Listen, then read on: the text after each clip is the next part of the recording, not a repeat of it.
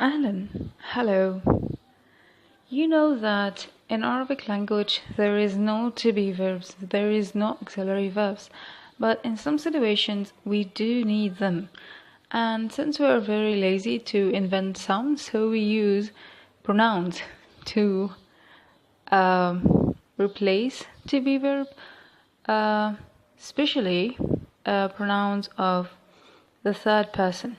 So third person pronouns are the only pronouns in Arabic that use in that purpose.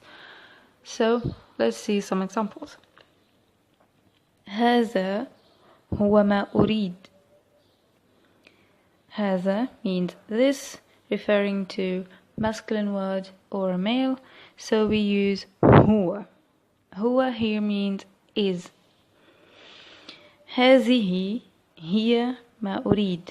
هذه means this, referring to a feminine word or a female, so we use هي, meaning is. هذه الفكرة هي ما أريد. هذا القط هو ما أحتاج. In all these examples, referring nouns were present. Referring nouns, I mean by them هذا, هذه. If you don't know about them, I will put a link in the description below of a video about or a playlist about referring nouns. So when using referring nouns, it's better to add هو and here. Yes, you can remove them, but to me it seems more natural or more native to add هو, here, and so on.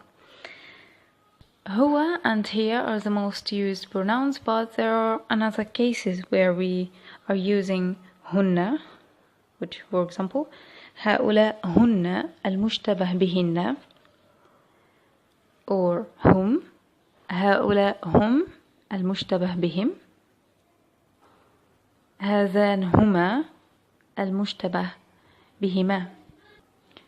Other examples where there is no referring nouns: التدريس هو مهنتي. التدريس, the teaching or teaching. هو is, because التدريس is a masculine word. مهنتي, مهنة, job, and الياء for my, so my job. You can also say التدريس مهنتي. عائلتي هي حياتي. عائلة is a feminine word, that's why I'm using here. And you can also say عائلتي حياتي. So with no referring nouns present, you can remove هو and here and the third pronouns, and it seems very natural, very native. So that is our lesson for today. I hope it's not confusing.